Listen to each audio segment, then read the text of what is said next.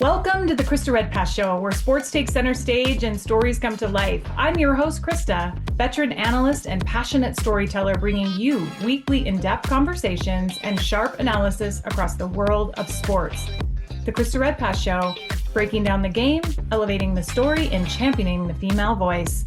To listen to the complete recording of this show, visit KristaRedpathMedia.com or download the Krista Redpath Show from your favorite podcast format.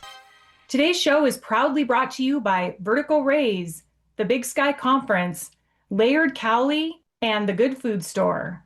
At the Good Food Store, they believe good food should be good for the planet too. That's why they launched their glass jar program, reusable, returnable jars for their house-made deli favorites. Here's how it works. Pick up your favorite deli item in a glass jar, pay a $2 deposit, and when you're done, bring it back clean. They'll refund your deposit, no hassle. Delicious food, less waste. It's that simple. Join the glass jar movement at the Good Food Store today. This week on the Krista Redpath Show, we're talking championships and momentum out of the Big Sky Tournament. Idaho head coach and coach of the year, Arthur Moreira, joins me after leading the Vandals to the title, along with tournament MVP Hope Hassmann, who's been at the center of it all. Plus, Carla C.T. Taylor is back for Hoop Hits as we break it all down and look ahead to the NCAA Tournament and the WNIT. Coach, congratulations. Big Sky Tournament champions, a hard-fought 60-57 win over Montana State, 29 wins, and now you're headed to the NCAA tournament. When you take a moment to step back, what does this run mean to you and the program? Yeah, I feel like I'm going to appreciate it more maybe in a couple weeks, once everything is done and you have some time to relax. Because right now we're just still on go mode, right? But I mean, it's so special, I've always, I'm the type of person that legacy is more important to me than money and all those things.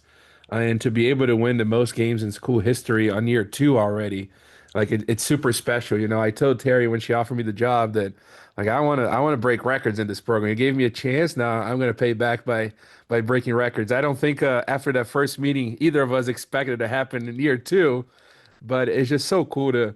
And it's so cool for our players, this, you had a lot of success in college. Like when they look down 10, 20 years from now, their name's going to be in the history books. They're always going to remember this championship. They're always going to remember this season, winning 29 games, 18 in a row. So it's pretty special.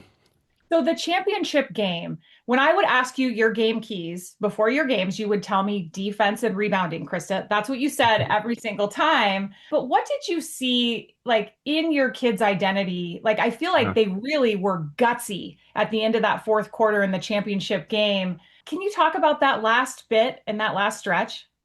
Yeah, that game was crazy because I thought we came out and we just attacked them. We I don't like saying the word disrespect, but my pregame speech was like, do not respect their defense. Just go at it.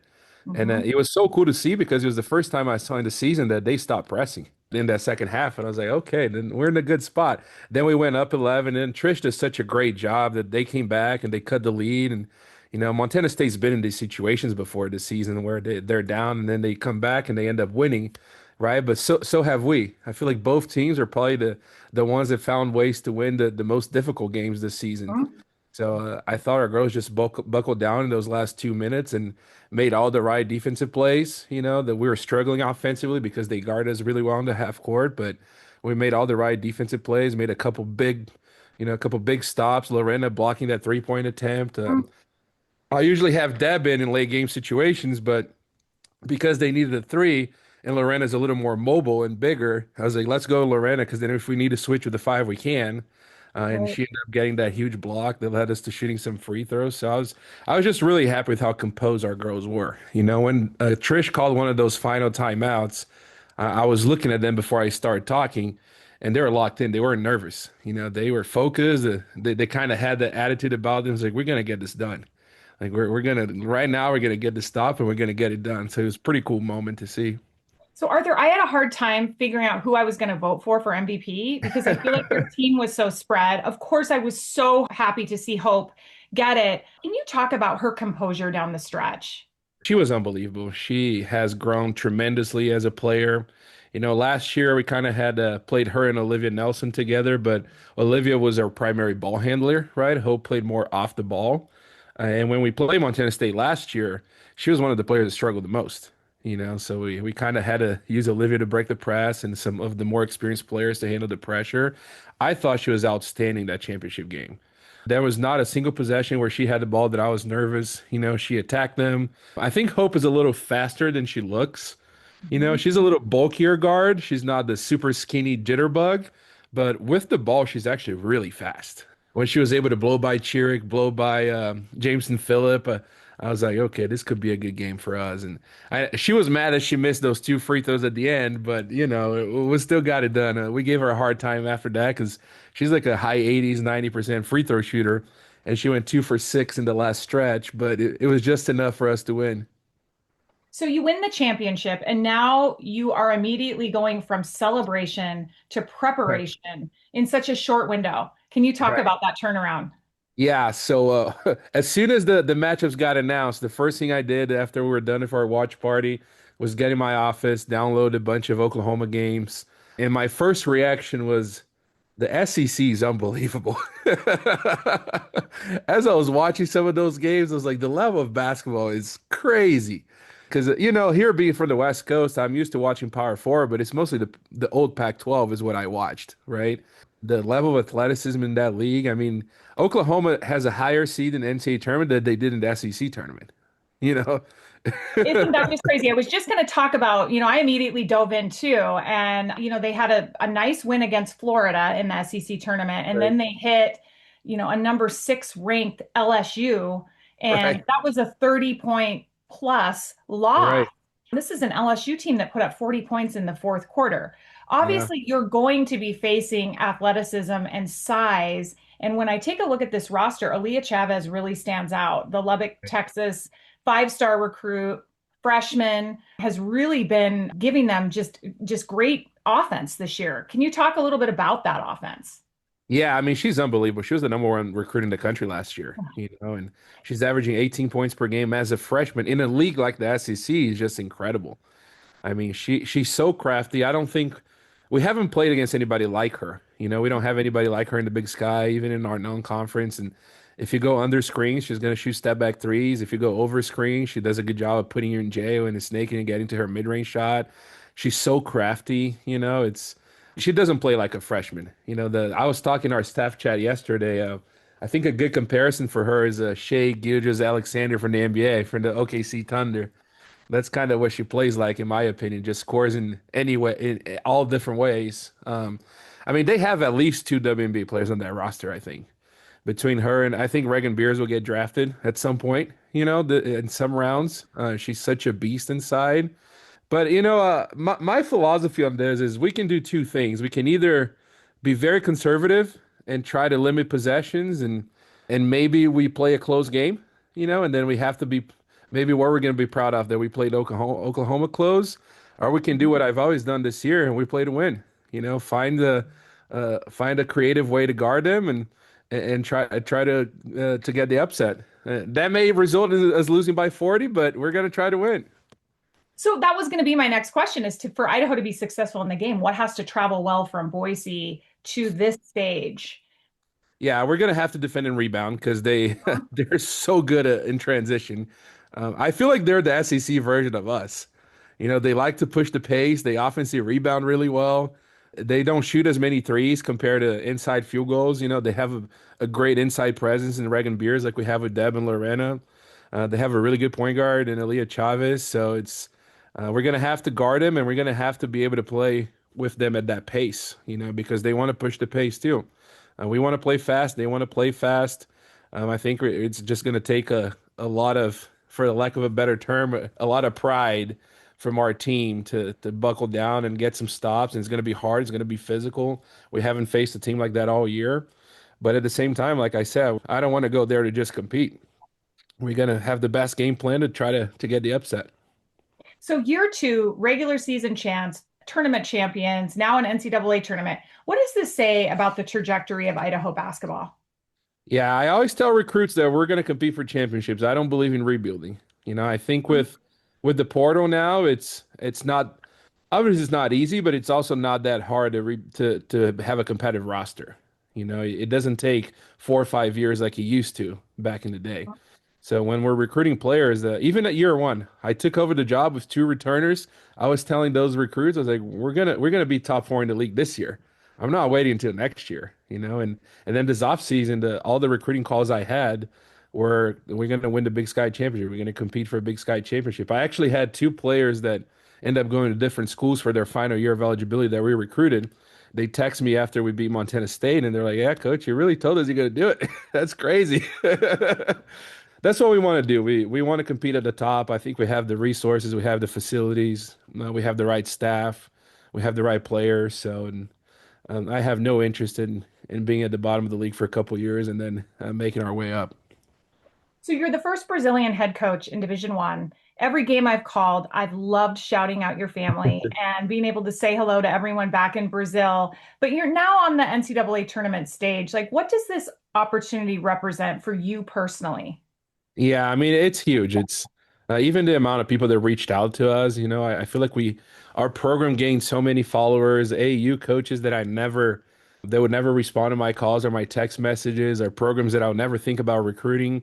They reached out saying they saw our interviews, they saw how our team play, and they want their girls to play for us. You know, I feel like it's almost like a breakout for us and for me and for the program, you know, have that national spotlight. But that's also the reason I want to go out there, and we want to try to compete the best we can to try to win. I think only good things are going to come from it. You know, all the girls that we recruit, they say their dream is to play in the NCAA tournament. And before that, I could say that that's our goal too. But now we can prove it. We have proof. You know, we did it year two. We're going to try to do it again year three, year four, year five. As long as we're all here, we're always going to try to compete for a Big Sky Championship and to get in the tournament. Coach Moreira, this has been an incredible run. Congratulations again, and best of luck to you as you take Idaho into the NCAA tournament stage. Yeah, thank you so much. I appreciate all you do for our conference and for women's basketball. It's the Big Sky is a special league. You know, it's It is. so hard to win the conference. I have so much respect for Trish, for Seton, the coaches that have done it before, because oh my gosh, this was one of the hardest things I've had to do. You know, the amount of work, the stress, and the pressure. I even joke with our admin. When we beat Northern Colorado to clinch the regular season, I was really happy. I was cried. I was emotional. When we beat Montana State, I felt like I was relieved. You know, I was like, oh, thank God we're one. Because at that point, we're the number one seed. We have some pressure, you know, so it's really hard. So we're gonna enjoy this. Enjoy it. Thanks, Coach. Yeah, thank you. Joining me now is Idaho guard Hope Hassmann, the Big Sky Tournament MVP and one of the leaders behind a Vandals team heading back to the NCAA tournament for the first time in nearly a decade. Hope led the team in both scoring and assists this season, but what really stands out is the way she's been the center of everything that Idaho has done as a playmaker, a leader, and someone who's helped shape the culture of this program. All right, so Hope, welcome into the show. Thank you. Thank you for having me. So I need you to take me into that moment when the buzzer sounds and you realize that you're going to the big dance. Yeah, I mean, it was such a surreal feeling. I was like, oh my gosh, like this actually happened. We've been dreaming about this since July. So I was just so overwhelmed with excitement. I mean, everyone's hugging each other. There's tears. I mean, everyone was just so excited. And yeah, I will always remember that moment forever. So was there a person that you thought about right in that moment or the first person you wanted to share it with? Well, I actually had a lot of family there, which was really cool. So definitely my parents. I mean, my dad was the one who got me into basketball, and he's just been so supportive of my whole ride and journey. So I was just so excited to be able to share that moment with him and then all my family members as well. My brother was also able to come, so he was definitely an important person in my life too. So I was excited to give them a hug after the game. So you grew up in Maple Valley and you spent your whole life there. You grew up in a basketball family. So I Yes. think that's really special. How did that community shape you as a player and a person? Yeah, being in Maple Valley, it was just so awesome. We had so much support in basketball. I had an amazing high school team, and all those girls on my high school team, we started playing together in like the second grade. So we had the same group all growing up. So we had so much support. Our coaches, my dad coached us all growing up. So I feel like watching us get better, and then in high school we got to stay, and it was really cool. But yeah, our community there is just amazing, and those girls are still going to be my sisters for life. So, and it was cool. We all went to play college basketball, so we're different. So it's so cool to watch each other grow and succeed at our own colleges. So you were a captain early in your high school career, even as a sophomore. So what did leadership look for you back then, and how has it evolved now at Idaho?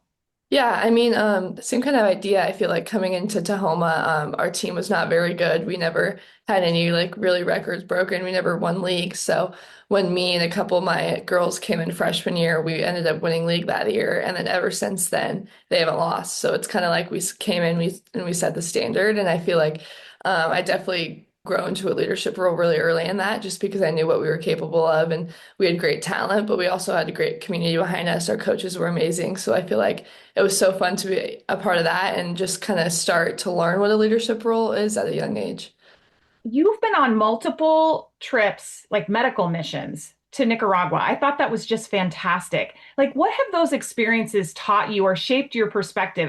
Yeah, I mean, at the end of the day, it's just taught me to be so grateful for everything I have. I'm so grateful for all the opportunity I was to come to Idaho and then be able to do this with my team. But yeah, going back, I was so young. I was first, second grader in Nicaragua on the mission. So just being able to see like what the people go through in their day-to-day life, like it's so sad, but I was so glad we were there to help. But yeah, it just really shows me to be grateful for the family I have.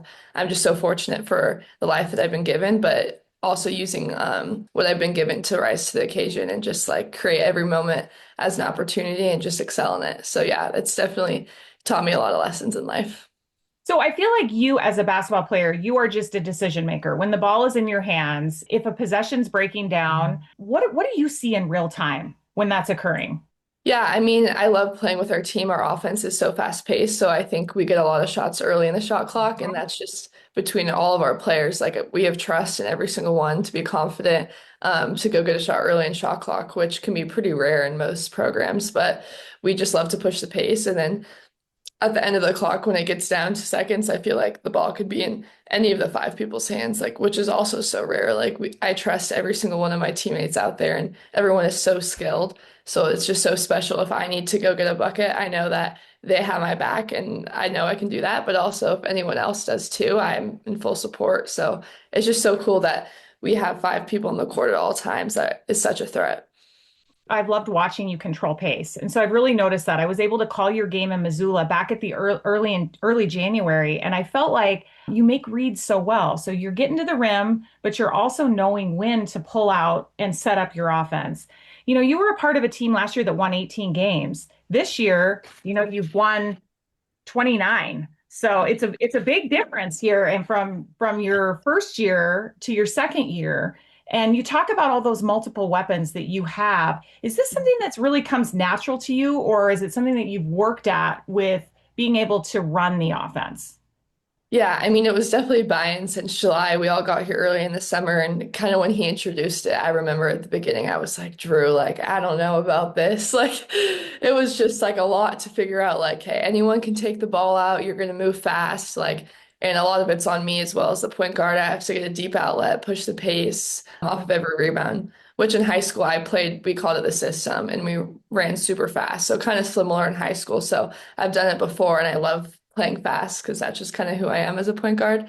But yeah, it definitely took a buy-in early in the summer, but I feel like definitely once we got to conference, we saw like a click, both offense and defensively. So I feel like that really led us to playing our best basketball in late February and March. Whereas last year, I feel like we played our best basketball more so in January. So it was really cool to see us peak in the right time. Okay, so Coach Moreira calls you the hype girl, that you're all things Moscow, Idaho. Like, where does this come from, Hope? I don't know. I mean, I just love being a part of the Moscow community. Ever since I committed here, I could just feel everyone just buying in. Like everyone loves Moscow, Moscow sports, and all sports. I mean, just to see the community come together and support us has just been so awesome. And then, yeah, it's easy for my team just because I love everyone so much, and we've had a successful year, so it's so much just to hype them up within that. But yeah, just all other sports. My boyfriend's on the football team, so definitely love going to the football games. My team does as well. So it's just so cool to support other sports as well. So I brought this up on broadcast, but the football coach, Coach Ford, his Mhm. daughter's wearing Hope Hassmann shirts Uh, around Moscow. Can you talk about how this happened? yeah, the Ford family is amazing. I love them. Their daughter Zoe, she is a true baller. She's going to be really, really good. She has a bright future. So I've been training with her just for a little bit the past couple months, and yeah, it's just so cool to see her grow and then take those skills into her little middle school games. And she was just at a state tournament, so it's so cool to kind of mentor her and watch her career grow. But yeah, she's definitely very special and going to be a great player. So sporting that Hope Hassmann shirt around Moscow is pretty neat, though. Yes, they're awesome. So I also saw that you like to look up to Sabrina Ionescu. Is that Yeah. someone that you've always looked up to? Is do you like to model your game after her?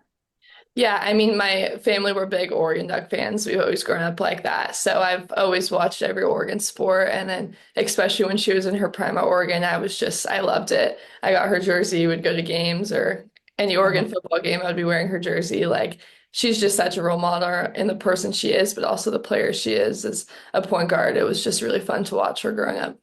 And I also noticed that you're a Golden State Warriors fan. I'm a Boston Celtics fan, so it's okay. We can be friends. But do you see like any style of play? I love that you look up to an NBA team because when you were young is when Golden State was really in those formative years of winning championships, like behind Draymond Green, Steph Curry, Klay Thompson. I mean, were those players that you like to look up to as well? Yeah, I mean, I'm a big Steph fan ever since I was like really little. My dad got me a jersey when I was in like early elementary school. I mean, I've always looked up to him. I mean, he's just amazing in everything he does, and he's a great leader and yeah, just even better player. So it's so cool to kind of watch them and their dynasty grow up. And yeah, I mean, it's just a great role model to have. Those were some really good teams, weren't they? Yeah. It was like pretty impressive. Yeah. So you are a business major, and it also says you want to own your own business. I'm a business owner. It's a tough go, but what has made you want to do something like that or embark on business? Yeah, so my dad has owned his own sporting goods business my whole life growing up. So Okay. I've kind of seen that and I've always helped him sort orders, whatever that is when I was super young too. So I feel like I got the taste and feel of it, seeing what he did with his company and they actually just sold it to BSN. So it was cool to kind of watch it grow and evolve. And I know that one day that's something I would want to do too. My dad just has a great work ethic and I know that's something I want to also embark on. So yeah, just anything in business and sales, I think I could be great in. So yeah. And so are you taking business classes at the University of Idaho? Is that like, are you in a pretty heavy load right now? Where are you school wise during all this basketball madness? Yeah, I mean, it's actually been a lot. So I'm in the business school and then I'm in like my major is specifically marketing and business and sales management, sorry. So yeah, with my specific major, like none of the classes are really online. So I have to take, what was it, Tuesday, Thursday, I have three classes all in person and then one class Monday, Wednesday, Friday. So yeah, missing school sometimes can be a lot, but I definitely have got a good grip with talking to my professors and whatnot. Okay, so you talk a lot about your family and loving to be around them and their influence. Is that what got you into wake surfing? So is this something you like to do outside of basketball? Yeah, well, so I live on a lake at home and we actually don't have a boat, but a couple of my best friends they do. So in the summer, my friends we love to do it. And yeah, it's just kind of I wasn't very good at it first, but all my friends and my brother's friends are really good at it. So I kind of just learned from them. Oh, I love it. It's fun to have something outside of basketball too, though. It's nice to be able to Mhm. go home and maybe just have a little bit of a release and do something Yes. other than playing hoops. Yes, and see the sun and whatnot. Yes. Okay, so Idaho hasn't been to the NCAA tournament since the 2015-2016 season. I called that tournament. John Newley was leading the program. No They way, were that's actually awesome. back-to-back champs because they were back in the WAC came over to the Big Sky and won, but it's been over a decade. So what does it mean to be a part of the group that brought Idaho back? Yeah, I mean, it's just so awesome. Arthur said it in one of his interviews, but he was like, these people can look back when we all have families and kids and just know that we did something so special when we were in college, which I think is so cool. Yeah, it's just so cool to be a part of this and people can look back and know that we were the group that did it. But yeah, we're not done yet. We still have more to go, but it's just so cool to be a part of the legacy that we've created and hopefully a start to something great. So you're a number 13 seed facing Oklahoma. What's the mindset that this group has heading into this matchup? Right. I mean, the thing I love about our group, I feel like no one's ever going to be scared. I mean, we work so hard and we're never going to quit. So I feel like we're really just going to rise to the occasion and kind of just trust who we are. I mean, we obviously play fast and our defense has been great. So just relying on the things that we've been really good at. And yeah, obviously they're going to be a little bit bigger, faster, stronger. We can't do anything about that, but we can just be who we are and go out there and give it a fight. So when you step on that floor, the NCAA floor, what's the one thing that you want to take in and remember? Yeah, I mean, just the whole situation being in that arena, knowing like my family's up there watching, we have our coaches that have supported us this whole way. So I feel like just stepping on the floor and be like, we got here because of all the things we accomplished, but also know that we can still do this. Like we can't count ourselves out and yeah, just be excited and not play nervous, just play excited and hungry. So, Hope, I loved the whole selection process, and I noticed your viewing party that you all had as you were waiting and anticipating your name to be called. Like, was that just amazing to be surrounded by your teammates when that was like you're just looking at the screen knowing it's going to come up? But what was that feeling like? Yeah, I mean, I was saying, I'm like, I'm not nervous. I'm just like anxious. Like, I just want to know who we're going to play. And we kind of didn't get called till further on. So we are kind of just waiting there. And it's just anticipation where like a 13 seed would come up. We're like, oh, it could be us. And then it wouldn't. So we'd have to wait till the next one. So we really didn't know what seed, but we kind of had an idea. But yeah, it was just so awesome to have the Moscow community behind us as well. And our men's team was there as well. So it was just so cool to have all that support. Yeah, and then just having your men's team also win and be in the NCAA tournament. I mean, that's got to just be so special for your whole like city or town. Has everyone in Moscow, have you been walking around town and having people stop you and just like congratulate you? Yeah, it's been so cool. Just like going to the store, you'll have someone and say, great job. Like, it's just awesome. And then when we went to the men's game after we won the championship, we were walking around the arena and like every Idaho person would stop us and be like, congrats, like that's awesome. So it's just so cool that Idaho fans can support both of us in the same place. So I'm really excited. Really special. Congratulations, Hope, on the run and best of luck in the NCAA tournament. Thank you so much. Each week, I have been joined by Carla C.T. Taylor, the most winningest women's coach and former Wildcat standout herself, turned her alma mater into a Big Sky contender, 2 titles, 2 NCAA trips, and took her place in the 2025 Weber State Athletics Hall of Fame. CT, it is great to have you. What a week of basketball that just took place in Boise. Oh, Krista, it was awesome. I mean, honestly, such great games. And I said this at the tournament, the level of the play each year just gets better and better. Teams get better and better. And it's so fun to be in Boise for the tournament and just the excitement of it all. Well, we got to talk about that championship game. So I was back in Montana getting my senior ready for his state tournament. So I wasn't on the call. You were on Big Sky courtside. And it was just a real back and forth battle between Idaho and Montana State. Idaho prevailing 60-57, but it was a bit of a battle in that fourth quarter. What did you think of the outcome? The defense by both teams was phenomenal. It just, you could tell both teams, the will to win and just their desire to get after it. And they weren't going to make anything easy, either team. And Idaho just was able to make a little run. But I thought Montana State played great. I mean, the first half, they played great offensively and defensively. The second half, really thought they struggled to find ways to score. And I think you credit that to Idaho's defense. Coach Moreira went to put the post on the point guard, clog up the middle, and they weren't able to get into the paint, but they still hit big shots.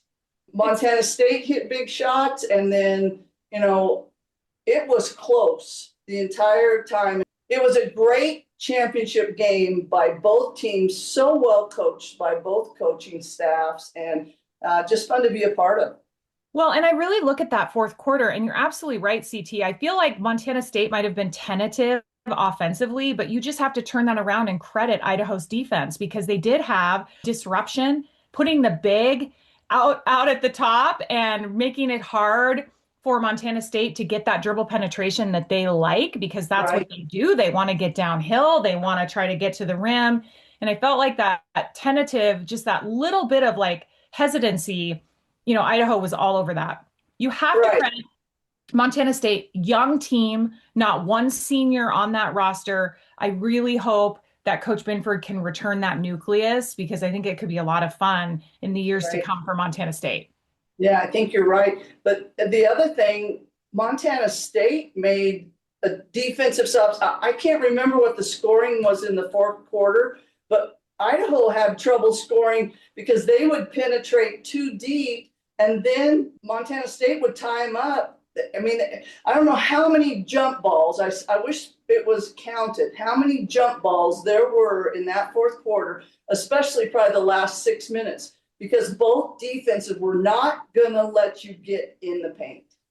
Well, and you have to credit Hope Hassmann for just leading Idaho. She had just 11 points in the championship game. We just had a chance to visit with her. She's also on the show this week. And what a fantastic leader and floor general for Idaho. And, I think it was hard to choose an MVP, honestly, because I feel like there were so many players that stepped up for Idaho. Obviously, Kira Gardner had a great tournament, but Deb Dos Santos, Ana Pinheiro, I felt like played really great. And then you have Ana Bia Pesos. But I think that's like the true mark of a championship team, though, where you almost can't choose an MVP because there's been such balance. I've said all year long that I am so impressed with Hope Hassmann. I think she makes that team go. As a junior, as the player that runs the team, the floor leader, she is so deadly from the three-point line. She can take it coast to coast, get to the rim, and make, gets to the free throw line. As much as we talk about the seniors, and they have been huge for University of Idaho, I really think Hope Hassmann was really just incredible, an incredible player. So Idaho is heading to the big dance. They're a number 13 seed. They'll face number 4 Oklahoma Sooners on Friday, this Friday, tomorrow. Tip-off will be at 7 p.m. and it'll be on ESPN. They make history, right, CT? I mean, they have not been in the NCAA tournament since back in 2016. And you look at that and think, wow, like, history's being made by Arthur Moreira just in his second year as a head coach. Impressive job by Coach Moreira. I waited and they were celebrating, and I made a point of going up to him and gave him the biggest bear hug you could possibly give to him, and also associate head coach Drew Muscatel. Just the job that he did this year. And I said this in the wrap up, it's not easy to do, but to do it in your second year is impressive. Well, an 18-game winning streak is the longest in program history in the NCAA era. The Vandals won 17 conference games, which is the most in program history, with 14 of those coming in ICCU Arena. So Idaho tied the school record for most home wins in a season. A 29-win season broke a 41-year-old record for the most wins in a season.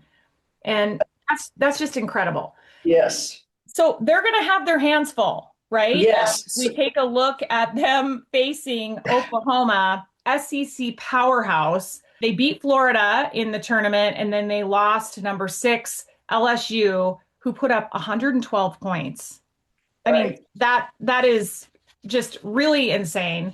They are led by Aaliyah Chavez, a 5-star recruit out of Lubbock, Texas. They're going to have their hands full, but don't you just love the way Idaho has all the fight in them? And I feel like they've got that size, CT. I feel like when you get to the big dance, you've got to have some size underneath.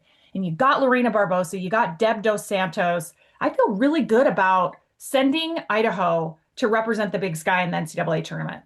Oh, absolutely. And, they have 6'4" Reagan Beers, who was a transfer from Oregon State, and she transferred the year after the Pac-12 went away. And she is a big post player to deal with, but they're also going to have to Oklahoma's going to have to deal with Idaho inside as well. And that'll be a great matchup to watch. I love it. I'm so excited to watch that game. I'll just say that. And I think Idaho's impressive enough with their leadership, their senior group, that they're not going to go in and be afraid. They're going to go in and play. And it'll be interesting to see what the Idaho coaching, what Coach Moreira and his staff comes up with a week of preparation to see what he does against this Oklahoma team. All right, CT, you've been to the big dance. I've been to the big dance. As a coach, how do you handle your kids this week? I mean, you manage like the excitement of, okay, we did it, but now we're here and we want to like be present and bought in and let's go in and compete. So like what changes as a coach? The excitement is just over the top. I mean, you're so excited to finally make it there, and you're trying to keep your kids focused, and you're trying to prepare for this team that you're going to meet. The first time we went, we played at Stanford. And, the hard thing with the women's tournament is you have to play on home courts of those 16 teams that get home bids. And I'll be happy once the NCAA finally goes to neutral sites, because I think you have such a home advantage for Oklahoma to get to play on their home court. But you go in and compete. And even we went in to Stanford and we had a great team. And my coaching moral victory was Tara had to call the first time out. We were up like 16-3. She called the first time out, and I was like, okay. Let's stop right now. Yeah, but then she puts in a 6, and our post player, Crystal Howell, had a hard time maneuvering against that big of a post player.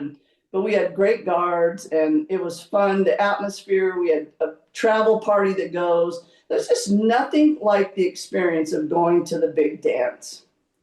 Well, and that leads me perfectly into talking about Montana State.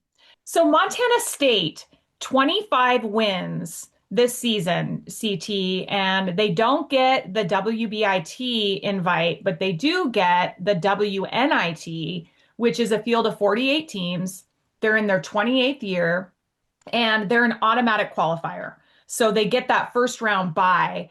And then we also have the University of Northern Colorado, 22 wins. I mean, we have 3 teams in the Big Sky that finish with 20 wins or more.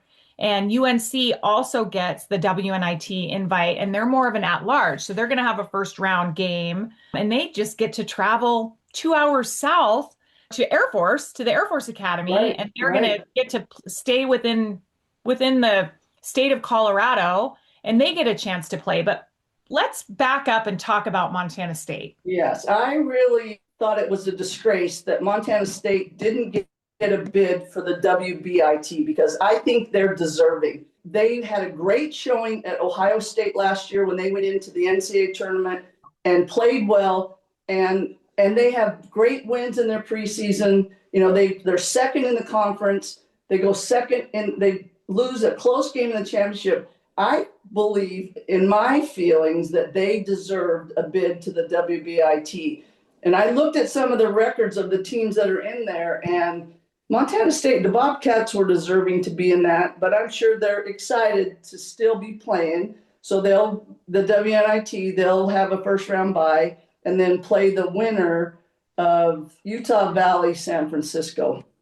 CT, I completely agree. I mean, they finished in the net rankings at 69th. Coach Binford alluded to, they have a quad 2 win with that UNLV win at home, and then they have a quad 1 win at Colorado. Right. This is a team that won 30 games just a year ago. And Right. so, I mean, let's just talk about that for a minute. I mean, they definitely should have been in the WBIT. Right. No, you're but exactly right. If you're Coach Binford, and you get a chance to continue to play in postseason. You just have to make the most of it and go out and win the darn thing. Go Well, out and win this WNIT is what I think. I do too. Go in with a chip on your shoulder and show people really what the Bobcats are about and the defense that they put on the floor for 40 minutes. And, they're going to make a deep run and possibly have a chance to win the whole thing, because I think Montana State is that good. So Taylor Chiric, Big Sky Conference MVP, she has put her team on her back all year. She's made incredible plays all over the court. I mean, you just don't see a player like her that leads in about every statistical category. She had a good championship game, but I think just, they weren't able to, maybe they're forcing it a little bit to Taylor, and she's kind of one of those players that I feel like the game comes to her. But you got to speak to the depth of Montana State. Addison Harris, Jamison Phillips, Izzy Bunyan, Breanne Bailey hit the big shot in the semifinal game. I mean, let's talk a little bit about Coach Binford and the squad that she has this year. Well, Addison Harris is just a phenomenal player as a sophomore and just going to get better and better in the next 2 years. I grabbed Taylor Chiric and I just said, I hope that you stay with this team, because you're going to definitely be preseason pick for the first team next year. Right. And you have a chance to be a legacy player. And those people in Bozeman, there's nowhere you can go that will embrace you the way the people of Bozeman embrace their teams. And playing before 2,400 fans every home game. The grass isn't always greener. So I hope that she will stay and continue, because I think Montana State has such a bright future. And, I'm sure Coach Binford's going to do everything she can to keep her, and just great experience for the young kids. And then the older kids, when you say older, those sophomores, really contributed to the success of this Bobcat team. Montana State, not one senior on the roster. So to your point, I really hope that Coach Binford can keep everyone. And we talked so much about how the Big Sky Conference is a relationship league. And the tournament time's so awesome, CT, because first of all, I get to see you every day, all day. I can come over and break down every game with you, which is so much fun. But I do feel like there is some element to like wanting to build, right? Like staying with the team and wanting to create that legacy. It's just such a different time. When I was playing and when you were coaching. But I hope that Montana State wraps some funds or finds a way to keep a player like Taylor Chiric, because I think that is a focal point, and just she makes everybody around her better. Yes, absolutely. And such a nice, great kid. I mean, just a smile on her face. She never even looks tired. She came up on the post-game show and she looked like she hadn't even started playing yet, and she just played almost 40 minutes. So just an incredible individual, and so humble, and such an unselfish player. I love being around the Grove, and I was able to just kind of be hanging out in the lobby with Blythe Thomas, who has become a friend of mine. I've talked about on the show. We wanted to we went at it big time when we played against each other. But there's athlete was Blythe. I mean, just Blythe awesome. And her sister Brooke. Yes, and her niece Jasmine. Oh my gosh, just athletes to the core, man. And I think Grace is going to have her time. Her daughter, who's on the Montana State roster. I mean, it is like you're fighting for minutes. Right. I mean, championship teams. It is. I remember this playing under Robin Selvig. Every minute you are just fighting to get on the court. So I think Grace, her best years are ahead. Right. But I love sitting at the Grove, and I was sitting there with Blythe and Taylor and Grace, and just having like casual conversation and looking at these kids and thinking, gosh, they're just such great kids on top of being really good basketball players. So yes, absolutely. And same thing with the Idaho players. We had DeSantos up, and she just smiled. We were all smiling the whole time because she smiled the whole time.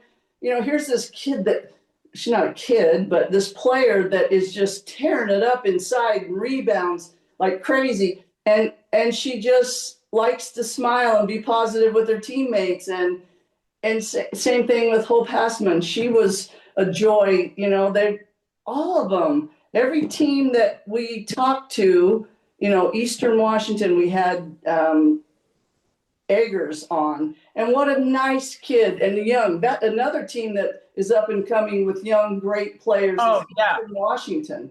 And for sure. They lost in the semifinals, but man, they had a chance to beat Montana State in that semifinal, had the game, and the Hail Mary Rainbow Three ties it up and they go in overtime. But man, Eastern Washington has some great players coming back, and their freshman point guard Bowers, just incredible competitor.